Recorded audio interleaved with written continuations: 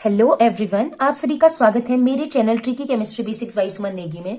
तो आज हम शुरू करने जा रहे हैं एक नया चैप्टर, जिस चैप्टर का नाम है उपसंयोजक यौगिक, और इंग्लिश में कहें तो इसे कहते हैं कोऑर्डिनेशन कंपाउंड्स।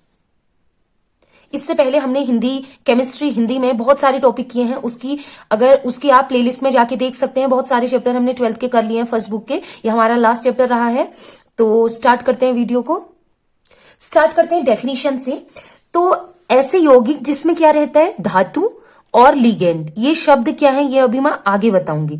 तो ऐसे यौगिक जिनमें धातु और लिगेंड के बीच कौन सा बॉन्ड पाया जाता है, उपसंयोजक बॉन्ड। ये एरो वाला बॉन्ड जिसे कहते हैं कोऑर्डिनेशन बॉन्ड, वो क्या कहलाएगा, उपसंयोजक यौगिक। ऑब्वियस सी बात है कि अगर उपसंयोजक यौगिक कह रहे हैं तो उसमें बॉन्ड कौन सा होना चाहिए, उपसंयोजक बॉन्ड। तो सिंपल हो गया, जिसमें धातु और लिगेंड के बीच दो चीज होंगी, जिसमें इन दोनों के बीच क्या पाया जाता है, ये वाला बॉन्ड। लेकिन इसमें धातु और लिगेंड होना जरूरी है, तो वो कहलाएगा उपसंयोजक यौगिक। तो यहां पर देखिए, जो M है वो है धातु और L जो है लिगेंड। ठीक है, तो ये लिगेंड के पास, आपको पता है उपसंयोजक बंध में क्या होता है, लिगेंड जो भी तत्व होता है उसके पास लोन पेयर इलेक्ट्रॉन होते हैं, एकाकी इलेक्ट्रॉन युग्म होता है।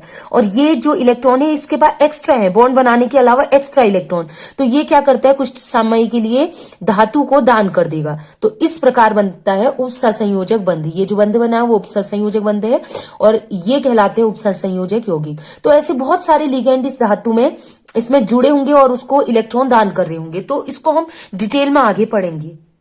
तो स्टार्ट जो हम करते हैं वो स्टार्ट यहां से करते हैं। जो हमारे पास कुल संकुल हैं, यौगिक जो हैं, उसको हमने दो भागों में डिवाइड किया है संकुलों को। एक तो होता है द्विक लवण, जिसे कहते हैं इंग्लिश में डबल सॉल्ट, और एक होता है उपसंयोजक यौगिक जो हम पढ़ रहे हैं कोऑर्डिनेशन कंपाउंड्स। तो स्टार्ट यहां से करते हैं। और 12th में भी आता है, बीएससी में भी आता है कि डबल सॉल्ट और कोऑर्डिनेशन कंपाउंड, द्विक लवण व उपसंयोजक यौगिक में क्या अंतर है। तो एक एक करके मैं अच्छे से डिफरेंस समझाऊंगी, आपको अच्छे से समझ में आ जाएगा। ये वीडियो देखने के बाद आपको पढ़ने की जरूरत नहीं पड़ेगी, एक ही बार में आपको समझ में आ जाएगा। तो पहला जो पॉइंट ऑफ डिफरेंस है वो है निर्माण, कि द्विक लवण और उपसंयोजक यौगिक का फॉर्मेशन कैसे होता है, कैसे निर्माण होता है। तो होता क्या है, हम क्या करते हैं, द्विक लवण कैसे बनाते हैं, हम क्या करेंगे, दो लवण लेते हैं, दोनों लवणों को समान मोलर, उनका जो मोलैरिटी होती है, मोलरता होती है, बिल्कुल समान होगा। अगर एक लवण लिया है 1 मोलर तो दूसरा भी 1 मोलर। तो जब दो लवणों को जिनकी मोलरता, मोलैरिटी बिल्कुल इक्वल हो, ठीक है, या इक्वल रेशियो में है, 1:1 में हो, 1:1 में हो, तो उन दोनों को जब हम मिलाते हैं तो क्या बनता है, द्विक लवण का निर्माण होता है। ठीक है, तो क्या किया हमने, दो लवण लिए, इक्वल मोलर, समान मोलरता में मिला दिए आपस में, तो क्या बन गया हमारा द्विक लवण। लेकिन अगर मैं उपसंयोजक यौगिक की बात करूं तो इसमें आप लवण तो मिलाएंगे, दो लवण आपस में इसमें भी मिला रहे हैं, लेकिन हो सकता है वो दोनों लवण बराबर मोलरता के हों, जैसे कि 1:1, दोनों की मोलरता बराबर है। या हो सकता है जो दो लवण आपस में मिश्रित कर रहे हैं उनकी मोलरता बराबर ना हो, जैसे कि एक की 1 मोलर है और दूसरे की 2 मोलर। तो उपसंयोजक यौगिक का निर्माण, अगर दो लवण मिला रहे हैं, चाहे वो समान मोलरता के हो या असमान मोलरता के हो, दोनों केस में उपसंयोजक यौगिक बन सकता है। लेकिन द्विक लवण के लिए कंडीशन है कि दोनों लवण जिससे ये बना रहे हैं उनकी मोलरता इक्वल होनी चाहिए। तो सेकंड जो पॉइंट ऑफ डिफरेंस है वो है प्रकृति, नेचर कह सकते हैं, या बंध या बॉन्ड कह सकते हैं, किसमें कैसा बंध पाया जाता है या कैसा नेचर होता है। तो जो द्विक लवण होते हैं वो क्या होता है, उनमें कैसा बंध पाया जाता है, आयनिक बंध।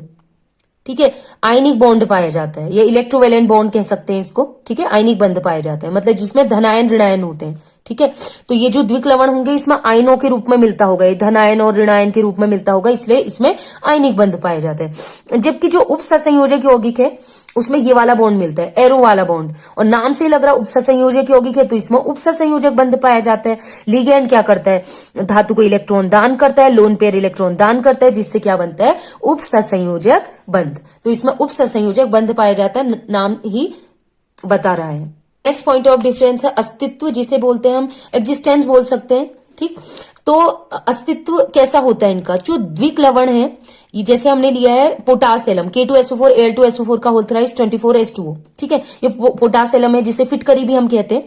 तो जब इसको हम पूरा जल में घोल देंगे, इसको हम जल में घोलते हैं, आयनित करते हैं, तोड़ते हैं, तो जब हम इसको तोड़ने की कोशिश करते हैं, आयनन करने की कोशिश करते हैं, तो ये देखा गया है कि इसके एक एक आयन जो भी दिखे, जैसे पोटेशियम है, सल्फेट है, एल्यूमिनियम है, सल्फेट है, H पॉजिटिव OH नेगेटिव, सारे आयन एक एक करके अलग अलग टूट जाते हैं। जैसे एक बड़ा पत्थर, उसको तोड़ेंगे तो बहुत छोटे छोटे पत्थरों में टूट जाता है। ठीक इसी प्रकार जो हमारा द्विक लवण है, डबल सॉल्ट है, इसको भी जब हम आयनित करने की कोशिश करते हैं तो इसके एक एक आयन अलग अलग हो जाते हैं। जैसे मैंने इस डायग्राम में शो किया, K2SO4 को तोड़ेंगे तो 2K पॉजिटिव बनता है, SO4 नेगेटिव बनता है, Al पॉजिटिव बनता है, H2O टूटेगा, H पॉजिटिव OH नेगेटिव में टूटता है, मतलब सारे आयन अलग हो चुके हैं। अब हम बात करते हैं उपसंयोजक यौगिक में क्या होता है। तो उपसंयोजक यौगिक को आगे मैं डिस्क्राइब करूंगी, आपको समझ में आ जाएगा, फिर भी मैं आपको बता देती हूँ। उपसंयोजक यौगिक जो हमें पढ़ने हैं इस चैप्टर में कुछ ऐसे होते हैं।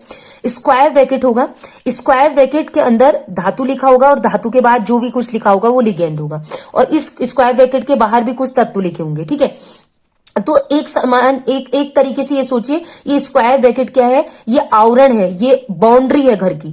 तो जब तक बाउंड्री नहीं टूटेगी तब तक घर के अंदर जो भी है वो सुरक्षित रहेंगे।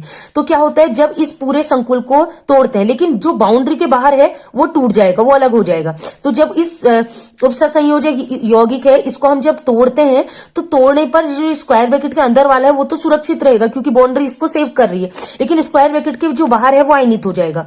तो ये यहां से टूटेगा इस साइड से, ठीक है, स्क्वायर ब्रैकेट वाले को कुछ भी नहीं होगा। तो 4K पॉजिटिव अलग होगी और ये पूरा एक आयन के रूप में होगा। इसको बिल्कुल, ये जो बाउंड्री है स्क्वायर ब्रैकेट, ये इसको सेफली रख रही है। तो ये पहचान ही होती है उपसंयोजक यौगिक की। तो देखिए, ये जो उपसंयोजक यौगिक था, जब इसको हमने तोड़ने की कोशिश की, क्या ये पूरा पूरा अलग हो गया? क्या Fe अलग हुआ, Cn अलग हुआ? नहीं, ये Fe और Cn जो है स्क्वायर ब्रैकेट के अंदर, इनको अभी कुछ नहीं हुआ, ये पूर्ण रूप से नहीं टूटा है, केवल एक आयन टूटा है। तो ये तो पूर्ण रूप से आयनित हो जा रहा था, लेकिन ये पूरा पूरा आयनित नहीं होता। जो स्क्वायर ब्रैकेट है वो क्या करता है, स्क्वायर ब्रैकेट जो हो रहा है वो क्या है, स्क्वायर ब्रैकेट के अंदर वाले जो भी तत्व हैं, अणु हैं, वो आयनित नहीं होते, धातु। नेक्स्ट पॉइंट है पहचान या आयनन। पहचान को आइडेंटिटी कह सकते हैं, आयनन को हम आयोनाइजेशन कह सकते हैं इंग्लिश में।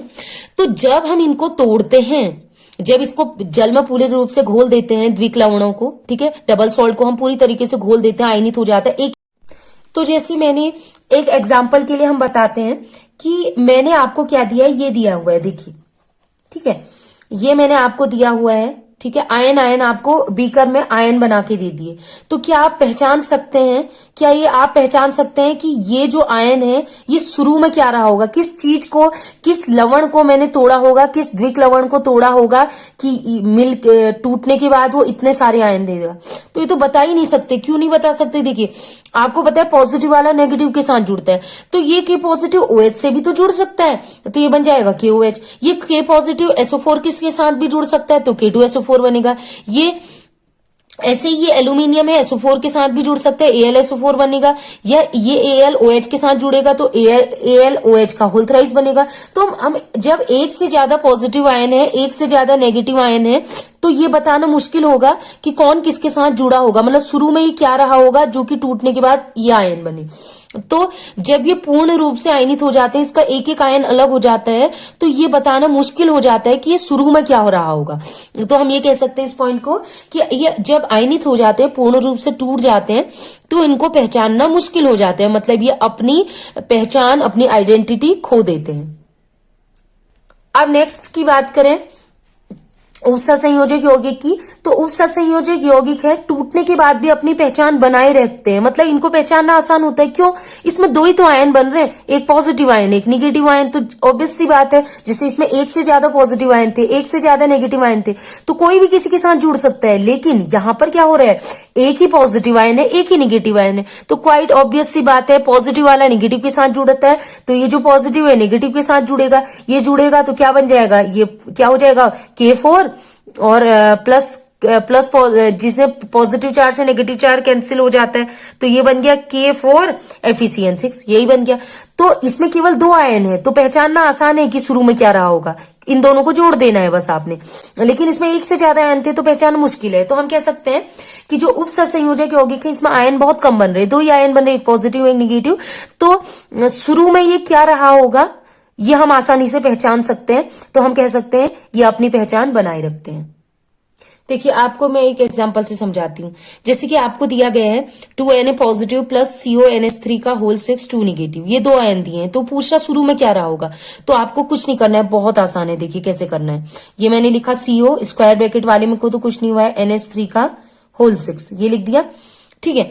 तो एक नेगेटिव आयन है, एक पॉजिटिव आयन है, तो आपस में ही जुड़ना है, तो मैंने ये लिख दिया। ये Na पॉजिटिव इसके साथ जुड़ेगा, लेकिन इसके बाहर से ही लिखेंगे। ठीक है, ये लिख दिया। अब Na की संख्या कितनी है? 2, तो 2 लिख दिया, तो बन गया ये बस। इसके ऊपर 2 पॉजिटिव है, इसके ऊपर 2 निगेटिव है, कैंसिल आउट हो जाएंगे, ये आ गया। ऐसे क्या कह सकते हैं, मतलब शुरू में ये रहा होगा जो टूटने के बाद ये 2 आयन दिए। ऐसे ही नेक्स्ट एग्जांपल, एक और मैं एग्जांपल आपको समझा रही हूँ ताकि आप बहुत सारे कर सकें ऐसे। COH2O का whole 6 2 positive plus 2 Cl negative. इसको भी कैसे करना है, जो स्क्वायर ब्रैकेट वाला है उसको लिख लीजिए, COH2O का होल 6। ठीक है, अब आप देखिएगा हमेशा पॉजिटिव आयन को पहले लिखते हैं। जैसे इसमें पॉजिटिव Na था तो इसको पहले लिखा, स्क्वायर ब्रैकेट वाले को, नेगेटिव वाले को बाद में लिखा। इसमें इस समय स्क्वायर ब्रैकेट वाला पॉजिटिव वाला है तो इसको पहले लिखेंगे, लिख दिया। अब इसके बाहर लिख दिया Cl। ठीक है, लिख दिया। Cl की संख्या कितनी है? 2, तो आप पीछे लिखेंगे 2, आगे नहीं लिखा जाएगा 2। अब इसमें 2 नेगेटिव चार्ज है, इस पे 2 पॉजिटिव चार्ज है, कैंसिल आउट हो जाएंगे। तो शुरू में ये कंपाउंड रहा होगा जो आयनित होने के बाद ये बना, तो आसान है। तो ये देखिएगा, टूटने के बाद भी हम पहचान ले रहे कि ये शुरू में क्या रहा होगा, मीन्स ये अपनी पहचान बनाए रखते हैं। कौन? उपसंयोजक यौगिक। तो नेक्स्ट पॉइंट है विद्युत का चालन, जिसे कहते हैं इलेक्ट्रिक कंडक्टेंस। तो मैंने बोला था कि जो द्विक लवण होते हैं, जब उसको हम आयनित करते हैं तो वो बहुत सारे आयन बनाते हैं। तो बहुत सारे आयन बनाएगा, तो आपको पता है कि जो इलेक्ट्रिक कंडक्टेंस होती है वो किस पर डिपेंड करती है? आयनों पर और इलेक्ट्रॉनों की संख्या पर। जितने ज्यादा आयन होंगे उतनी ज्यादा इलेक्ट्रिक कंडक्टेंस या विद्युत का चालन होता है। क्योंकि द्विक लवण बहुत सारे आयन बनाते हैं, पूरे रूप से टूट जाता है, पूरा टूट जाता है, तो ये बहुत सारे आयन बनाते हैं। और बहुत सारे आयन बनाएगा तो ये विद्युत इसमें बहुत से अच्छी से संचालित हो जाएगी, तो हम कहेंगे विद्युत के सुचालक होते हैं। इसके बाद बहुत सारे आयन है तो ये क्या करेगा? विद्युत का सुचालक होगा। ये होगा good conductor of electricity. For example हमने लिया KCl.Mgcl2.6H2O, जिसे कहते हैं कार्नेलाइट। जब इसको आयनित करते हैं ये बनाते हैं K positive, Cl negative, Mg2 positive, 2 Cl negative, तो टोटल 3 Cl निगेटिव हो गया। इसके अलावा Mg2 positive, K positive, H2O two का H पॉजिटिव और OH निगेटिव में, तो इसने बहुत सारे आयन बना दिए। तो जितने ज्यादा आयन है तो ये क्या होगा? विद्युत का सुचालक। इसमें विद्युत आसानी से, इलेक्ट्रिसिटी आसानी से कंडक्ट हो जाएगी। तो मैंने आपको पहले ही बता रखा। तो विद्युत का चालन किसमें अच्छा होता है? जिसमें आयनों की संख्या, इलेक्ट्रॉनों की संख्या ज्यादा हो। अगर मैं बात करूं उपसंयोजक यौगिक की, तो उपसंयोजक यौगिक में मैंने अभी बताया था कि ये पूर्ण रूप से आयनित नहीं होता, मतलब ये पूर्ण रूप से नहीं टूटता, पूरा नहीं टूटता, तो बहुत कम आयन बनाएगा। फॉर एग्जांपल K4FeCN6 है, ये केवल 2 भागों में टूट रहा है, एक ये वाला भाग, एक ये भाग, तो कम आयन बन रहे हैं। इसकी तुलना में बहुत कम आयन बन रहे हैं, इसलिए पूर्ण रूप से आयनित नहीं होने के कारण ये क्या होते हैं? विद्युत का चालन कम करते हैं इसकी तुलना में। तो बहुत कम चालन करेंगे, या कहीं हम ये कह सकते हैं कि बहुत कम चालन कर रहे हैं, आप बिल्कुल नेग्लिजिबल भी कह सकते हैं कि ये कुचालक होते हैं भी कह सकते हैं। तो देखिए इसकी अगर तुलना करें तो बहुत कम चालन होगा। ठीक, तो नेक्स्ट पॉइंट में आते हैं। तो नेक्स्ट पॉइंट है कि ये फिजिकल स्टेट क्या होती है? द्विक लवण किस अवस्था में पाए जाते हैं? ठोस, द्रव, गैस। तो जो द्विक लवण है वो केवल ठोस अवस्था में पाए जाते हैं, ओनली सॉलिड स्टेट में मिलेंगे जितने भी द्विक लवण होते हैं, डबल सोल्ट। जबकि अगर हम बात करें उपसंयोजक यौगिक की, तो उपसंयोजक यौगिक ठोस अवस्था में भी मिलते हैं, सॉलिड में भी मिलते हैं, और द्रव अवस्था मतलब लिक्विड स्टेट में भी मिलते हैं। लेकिन ये केवल ठोस में मिलेंगे, ये दोनों रूपों में पाए जाते हैं, और गैस अवस्था में ये नहीं मिलेंगे। नेक्स्ट पॉइंट है संयोजकता, वैलेंसी। तो जो द्विक लवण होते हैं वो सामान्य संयोजकता प्रदर्शित करते हैं। ठीक है, मतलब एक ही संयोजकता होगी, जो भी इनकी वैलेंसी होगी, चाहे 1 हो 2 हो। जैसे पोटेशियम की 1 होती है, मैग्नीशियम की 2 होती है, क्लोराइड की, क्लोरीन की 1 होती है ना। लेकिन अगर हम बात करें उपसंयोजक यौगिक की, तो आगे हम पढ़ेंगे इसको, वर्नर के सिद्धांत में इसको पूरा पढ़ना है कि जो उपसंयोजक यौगिक हैं वो प्राथमिक और द्वितीयक संयोजकता प्रदर्शित करते हैं। प्राथमिक संयोजकता, ऑक्सीकरण संख्या, द्वितीयक संयोजक और कोऑर्डिनेशन नंबर, ये सब पढ़ाया जाएगा आपको। तो ये 2 प्रकार की संयोजकता प्रदर्शित करते हैं। एट लास्ट है पॉइंट ऑफ डिफरेंस, वो है उदाहरण, एग्जांपल्स। तो द्विक लवण के एग्जांपल्स पहले मैं आपको बता रही हूँ, वो है K2SO4.Al2SO4 का होल थ्राइस 24H2O, जिसे पोटास एलम या फिटकरी कहते हैं। ठीक है, जब कहीं पर खून आता है, हाथ कट जाता है, तो फिटकरी लगाई जाती है। ठीक है, क्लोटिंग का काम करते हैं। इसके अलावा दूसरा FeSO4 NH4 का होल ट्वाइस SO4 6H2O जिसे हम कहते हैं मोहर लवण, इसका केमिस्ट्री में प्रैक्टिकल भी है 12th में। इसके अलावा एक है कार्नेलाइट जो मैंने आपको पहले बताया था KCl MgCl2 .6H2O, इसे कहते हैं कार्नेलाइट, ये एक और है। ऐसे ही अब हम आते हैं उपसंयोजक यौगिक में कोऑर्डिनेशन कंपाउंड के एग्जांपल में। तो ऐसे बहुत सारे एग्जांपल हमने पढ़ने हैं, पूरा चैप्टर इसी पर बेस्ड है। K4FeCN6 CONH3 का होल 6 Cl3 KAgCN का होल ट्वाइस, सभी में आप देखेंगे स्क्वायर ब्रैकेट, ये इसकी पहचान है उपसंयोजक यौगिक की। तो स्टूडेंट्स आज हमने पढ़ लिया है उपसंयोजक यौगिक का बेसिक द्विक्लवण और उपसंयोजक यौगिक में। इसी प्रकार छोटी छोटी सी वीडियो आएंगी जो आपको हेल्प करेंगी और ये चैप्टर आपको बहुत इजी लगेगा क्योंकि मैं बहुत सारी ट्रिक इसमें बताने वाली हूँ, इसलिए प्लीज अपने फ्रेंड्स में भी शेयर करें। अच्छे व्यूज आएंगे तो मैं चैप्टर को कंटिन्यू करूंगी, ये डिपेंड करता है आप पर। तो वीडियो कैसी लगी जरूर बताएं, क्या आपको ये सारे जो मैंने डिफरेंस बताए थे ये आपको याद हो गए, ये भी जरूर बताइएगा। अगर वीडियो पसंद आई तो प्लीज लाइक करें, अपने फ्रेंड्स में शेयर करें। आज के लिए इतना ही, keep watching and bye bye.